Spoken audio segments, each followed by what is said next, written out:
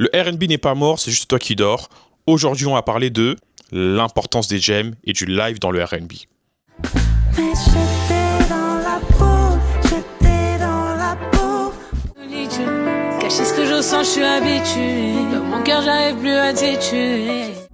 Je voudrais te dire tous les jours, toutes les nuits. On est au mois d'avril, mais déjà en quelques jours, quelques semaines déjà, vous avez vu, 3 artistes ont sorti un album live, un petit EP live, et pour le coup, Sweta, un petit piano-voix comme on aime. Les instruments, guitare, voix, piano, toutes ces choses sont des éléments fondamentaux dans le R&B. Et d'ailleurs, ça tombe très bien, parce qu'en début d'année, on a reçu Singila qui nous disait la chose suivante. Son guitare-voix vieillira toujours mieux qu'une chanson avec un beat. Parce que les sonorités électroniques et tout ça ont des tendances. Quand tu es un artiste R&B, tu ne peux pas te permettre de négliger le live. C'est impossible, les gars.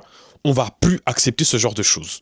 Raison pour laquelle j'encourage les artistes R&B à faire plus de vidéos live session avec des musiciens, si c'est possible, à faire des titres ou des EP, piano acoustique, guitare acoustique, les gars, on prend. D'ailleurs, le jam là dernièrement de Enchanté Julia, le projet est sorti, RVA était là-bas, c'était incroyable.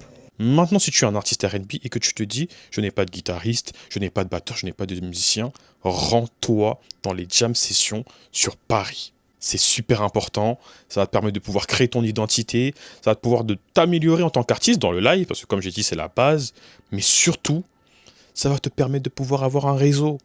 Parce que c'est là-bas que tu vas rencontrer ces personnes-là. Et pourquoi pas à l'avenir créer un collectif, pourquoi pas à l'avenir avoir ton équipe de musiciens autour de toi. Les gars, ne négligez surtout pas ça. À l'exemple d'un rappeur qui va dans les open mic pour poser avec un DJ une instru comme ça qu'il connaît pas et poser son freestyle, même si ça se fait de moins en moins, les artistes R&B, allez dans les jam sessions. Allez vous libérer là-bas, vous allez ressentir des choses que ne vous ressentirez pas seulement si vous restez au studio.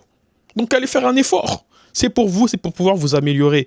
Si on dit que le R&B ne doit plus dormir, c'est que nous-mêmes on doit se réveiller. Moi en tant que média qui vous transmet cette information, les musiciens mais aussi les artistes, tout le monde doit jouer le jeu les gars. D'ailleurs, petite parenthèse, si tu cherches des sessions jam sur Paris, RVA, tous les mois, publie des événements R&B à ne pas rater. Bien évidemment, il y a des concerts, des soirées dansantes, mais aussi des sessions jam. Donc si tu ne veux pas être perdu, reste connecté. On ne peut pas, je le répète, on ne peut pas négliger le live quand on est un artiste R&B. Et comme d'habitude, on commente, on like et on partage.